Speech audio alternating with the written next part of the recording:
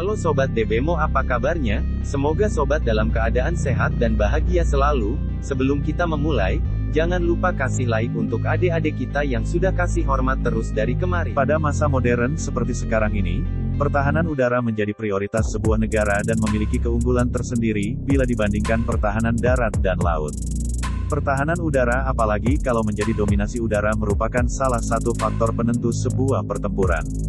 Untuk menghadapi ancaman di era kini, pertahanan udara harus difasilitasi dengan perangkat yang lengkap. Dulu ada masanya negara disebut kuat ketika memiliki pertahanan darat yang bagus. Kemudian masa tersebut bergeser menjadi masa negara yang kuat adalah negara yang memiliki pertahanan laut yang kuat, seperti pada masa ketika negara-negara di Eropa melakukan koloni atau penjajahan di negara-negara lain dengan menggunakan kapal. Sedangkan saat ini, negara yang kuat adalah negara yang memiliki pertahanan udara yang baik. Ibaratnya jika dahulu harus mengerahkan 10.000 pasukan, sekarang hanya dengan satu pesawat pengebom saja 10.000 pasukan tersebut dapat binasa. Kekuatan udara memiliki beberapa karakteristik unggul seperti, pertama, kekuatan udara dengan menggunakan pesawat tentu memiliki kecepatan lebih baik dibandingkan kapal laut atau kendaraan darat. Kedua, yakni daya jangkau yang lebih luas karena akan sangat bermanfaat dalam perang untuk membidik suatu daerah target. Pesawat Sukhoi 30 yang telah dimiliki Indonesia saat ini saja sudah memiliki jangkauan luas hingga ke Papua. Sebuah pesawat juga memiliki kelebihan pada ketepatan dalam membidik dan memiliki multiperan. Multiperan yang dimaksud adalah satu pesawat yang dapat digunakan sebagai pesawat tempur, pembom, dan peran lainnya. Kalau dahulu satu pesawat hanya bisa digunakan satu peran, contohnya bila pesawat untuk dogfight, maka fungsinya hanya untuk bertarung saja, tidak untuk pengeboman. Meskipun memiliki kelebihan, karakteristik pesawat juga dinilai memiliki beberapa kekurangan. Kekurangan tersebut antara lain ketergantungan pesawat terhadap ketersediaan pangkalan, minyak sebagai bahan bakar, dan teknologi. Selain itu, pesawat dalam beberapa aspek juga disebut rentan, muatannya terbatas, dan juga tidak permanen. Pada kenyataannya Indonesia masih tertinggal dalam hal kekuatan udara bila dibandingkan dengan negara-negara besar lainnya. Meskipun saat ini di Indonesia tengah mengembangkan air power, namun sebenarnya Indonesia sudah tertinggal bila dibanding negara lainnya. Karena konsen negara-negara besar lain saat ini ada pada pengembangan aerospace. Selain itu, anggaran belanja yang dialokasikan untuk pengembangan air power di Indonesia masih minim bila dibandingkan dengan negara tetangga seperti Malaysia dan Singapura. Untuk mengejar ketertinggalan itu, maka Indonesia memutuskan untuk membeli pesawat dari negara lain, sambil mengembangkan sendiri dan atau bekerja sama dengan negara lain dalam hal pembuatan pesawat tempur generasi terbaru. Pada tanggal 9 September tahun 2022 sudah efektif kontrak pembelian 42 buah pesawat Dassault Rafale. Menhan Prabowo Subianto dan pihak negara Perancis telah sepakat mengenai pembelian 42 unit pesawat ini dengan kontrak awal. 6 pesawat akan didatangkan lebih dulu dan sisanya akan diproduksi kemudian secara bertahap.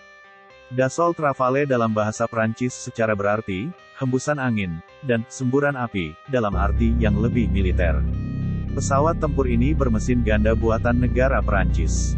Sayap berbentuk Delta Canard, pesawat tempur multiperan yang dirancang dan dibangun oleh Dassault Aviation.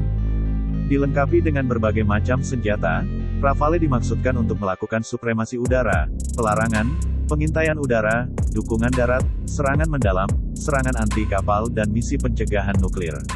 Rafale disebut sebagai pesawat Omni-Role oleh Dassault. Pada akhir 1970-an, Angkatan Udara Prancis dan Angkatan Laut Prancis berusaha mengganti dan mengkonsolidasikan armada pesawat mereka saat itu. Untuk mengurangi biaya pengembangan dan meningkatkan prospek penjualan, Prancis mengadakan perjanjian dengan Inggris, Jerman, Italia, dan Spanyol untuk memproduksi pesawat tempur Eropa masa depan, multiguna yang gesit, yang akan menjadi Eurofighter tipe ON. Ketidaksepakatan selanjutnya atas pembagian kerja dan persyaratan yang berbeda menyebabkan Prancis mengejar program pembangunannya sendiri. Dassault melakukan demonstrasi teknologi dengan terbang pertama kali pada Juli tahun 1986 sebagai bagian dari program uji terbang selama 8 tahun, membuka jalan bagi kemajuan proyek tersebut. Rafale berbeda dari pesawat tempur Eropa lainnya pada masanya, karena hampir seluruhnya dibangun oleh satu negara, melibatkan sebagian besar kontraktor pertahanan utama Prancis, seperti Dassault, Thales, dan Safran. Banyak avionik dan fitur pesawat, seperti input suara langsung, radar aktif electronically scan array, AESA, RBE2A, dan sensor optronic sektor frontal infrared search and track, IRST, dikembangkan dan diproduksi di dalam negeri untuk program Rafale. Awalnya dijadwalkan untuk mulai beroperasi pada tahun 1996, Rafale mengalami penundaan yang signifikan karena pemotongan anggaran pasca Perang Dingin. Pesawat ini tersedia dalam 3 varian utama, Rafale C versi darat kursi tunggal, Rafale B versi darat kursi ganda, dan Rafale M versi berbasis kapal induk 1 kursi. Diperkenalkan pada tahun 2001, Rafale diproduksi untuk Angkatan Udara Prancis dan untuk operasi berbasis kapal induk di Angkatan Laut Prancis. Rafale telah dipasarkan untuk diekspor ke beberapa negara, dan dipilih untuk dibeli oleh Angkatan Udara Mesir, Angkatan Udara India, Angkatan Udara Qatar, Angkatan Udara Hellenic, Angkatan Udara Kroasia, Angkatan Udara Indonesia, dan Angkatan Udara Uni Emirat Arab. Rafale memiliki standar Beetle-Proven karena telah digunakan dalam pertempuran di Afghanistan, Libya, Mali, Irak dan Suriah. Hal aerodinamika, Rafale berfiturkan sayap delta yang dipadukan dengan kanat aktif terintegrasi, yaitu posisi yang saling berdekatan dan berpasangan serta untuk memaksimalkan kemampuan manuver yaitu plus 9G atau minus 3G yang menunjang kestabilan terbang. Nilai maksimum 11G dapat diraih dalam keadaan darurat. Kanat juga berfungsi untuk mengurangi laju pendaratan hingga 115 knot. Menurut sumber internal batas laju terendah adalah 100 knot tetapi pesawat ini juga dapat melaju 80 knot yang diperagakan pada pameran Dirgantara oleh pilot untuk menunjukkan kecepatan laju terendah pesawat ini. Batas minimum 15 knot dapat dicapai pada saat simulasi tempur melawan Mirage 2000 yang dipiloti oleh pilot yang agresif. Untuk take-off dan landing pesawat ini dapat dioperasikan pada landasan pacu yang hanya berukuran 400 meter. Untuk sistem tempur Dassault Rafale jangan ditanya deh, super canggih bos. Dilengkapi dengan sistem pertahanan elektronik terintegrasi yang disebut Self-Protection Equipment Countering Threat to Rafale Aircraft, disingkat Spectra, yang menyediakan teknologi siluman virtual berbasis perangkat lunak. Sensor terpenting yang dimiliki adalah radar RBE2 Passive Electronic Scan Array buatan Thales Group. Thales mengaku sebagai pihak yang pertama mencapai tingkat kesadaran situasional melalui deteksi dini dan pelacakan multisasaran udara untuk pertempuran jarak dekat dan pencegatan berjelajah jauh, juga penciptaan seketika peta lapangan 3 dimensi di hadapan dan penciptaan seketika peta daratan beresolusi tinggi untuk navigasi dan penentuan sasaran. Bisa dibilang sistem yang digunakan adalah semi-ailah yang membantu pilot dalam pertempuran. Rafale juga dapat menggunakan beberapa sistem sensor pasif. Sistem optik listrik bagian depan atau Optronic Sector Frontal atau disebut OSF, dikembangkan oleh Thales, secara keseluruhan dan terintegrasi di dalam pesawat ini dan dapat beroperasi dalam panjang gelombang mata maupun inframerah. Sistem perlindungan diri secara elektronik atau Spectra, yang dikembangkan oleh Thales dan EADS Perancis, memberikan pesawat ini kemampuan super tinggi untuk bertahan melawan ancaman dari udara maupun daratan, karena data seketika memungkinkan komunikasi tidak hanya dengan pesawat lain, tetapi juga dengan komando bergerak, komando tetap, dan pusat kendali. Untuk misi-misi yang memerlukannya, Rafale juga akan menggunakan poda perancangan laser optik listrik, dalam bahasa Perancis disebut Damocles, yang membawa kemampuan LGB sepanjang siang dan malam. Rencananya Angkatan Udara Prancis berencana memperlengkapi Rafale dengan senjata stand-off, sedangkan peran LGB akan diimplementasikan kepada Dassault Mirage 2000. Inilah alasan kenapa Mirage 2000 bekas pun Indonesia mau tampung, karena akan di-upgrade dengan sistem-sistem canggih masa kini. Sistem inti Rafale menggunakan avionik modular terintegrasi atau disebut IMA, yang disebut Satuan Pengolahan Data Modular atau Modular Data Processing Unit, disingkat MDPU. Sistem ini yang akan menjadi sistem utama bagi semua fungsi inti Rafale sebagai sistem pengelolaan penerbangan, fusi data, kendali penembakan dan kombinasi antara manusia dan mesin. Tidak tanggung-tanggung harga radar, komunikasi elektronik, dan perlengkapan perlindungan diri pesawat ini adalah 30% dari biaya pembuatan pesawat, jadi kalau ada yang bilang pesawat Dassault Rafale itu tidak canggih, berarti dia tidak tahu apa-apa bos.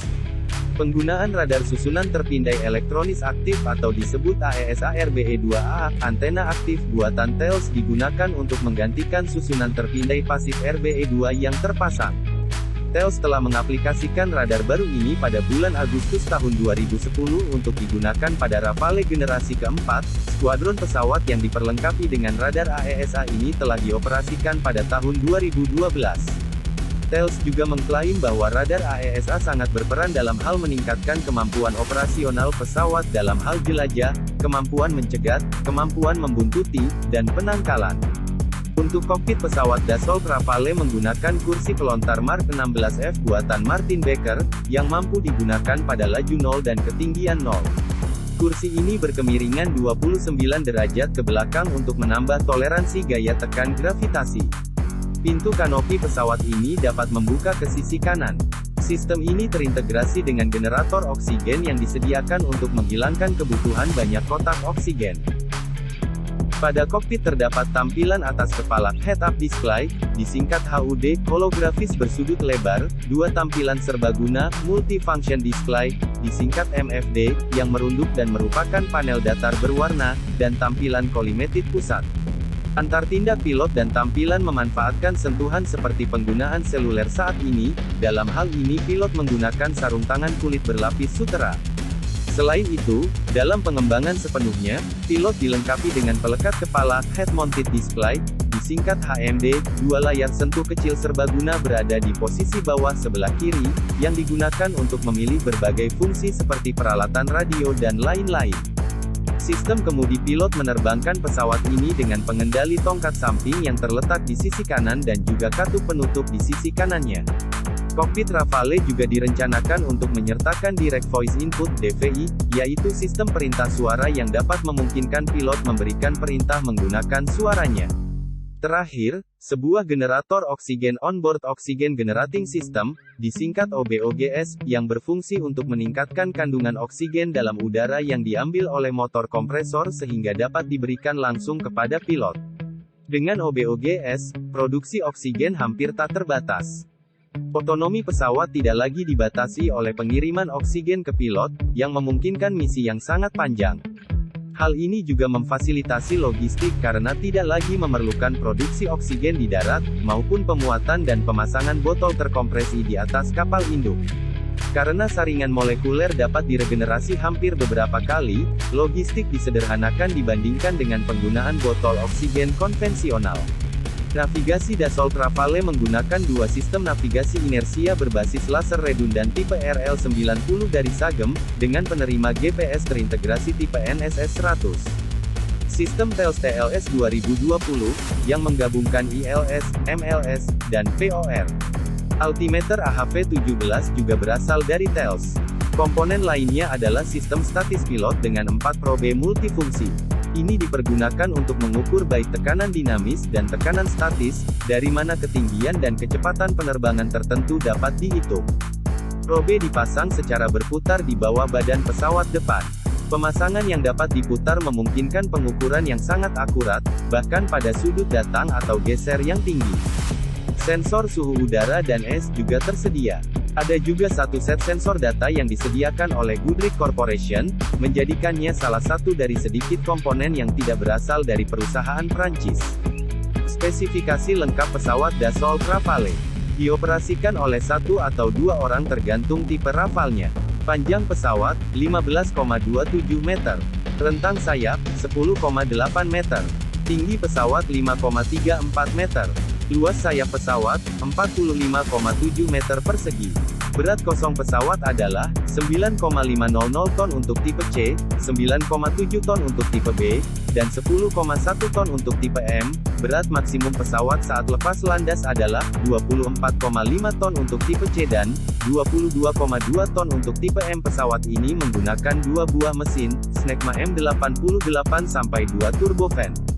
Kecepatan maksimum pesawat ini adalah, pada ketinggian tinggi, 2.390 km per jam.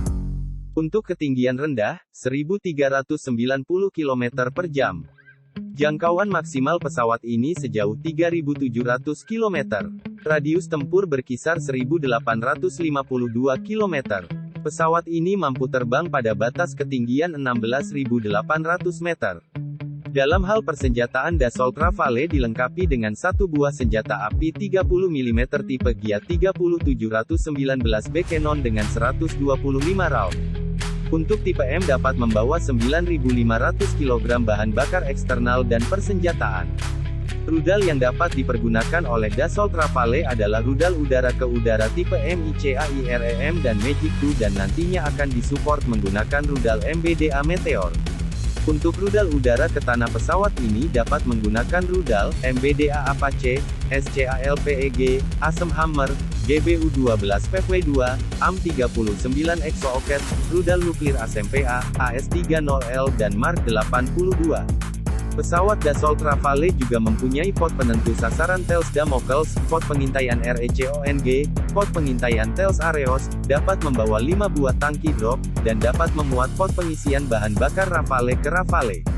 Untuk avionik, Dassault Rafale dilengkapi dengan radar Thales RBE-2 AAESA, sistem peperangan elektronik Thales Spectra dan sistem pencarian dan pelacakan inframerah Thales Sagem OSR.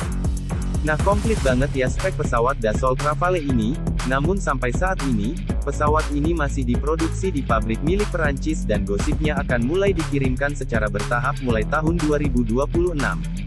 Di sosial media juga tersebar rekaman video mengenai pesawat Dassault Rafale ini dapat mengalahkan Raptor F-22 dengan melakukan beberapa kali penguncian rudal kepada pesawat F-22 pada sesi latihan real untuk uji coba kemampuannya. Nampaknya Dassault Rafale memiliki banyak keunggulan yang tidak diperkirakan oleh negara lain dan mungkin ini juga yang menjadi pertimbangan kenapa Indonesia memilih pesawat ini. Bagaimana tanggapan Sobat DBMO terhadap hal ini? Silahkan komentar pada kolom yang disediakan dan jangan lupa untuk subscribe di channel ini. Salam perang bos!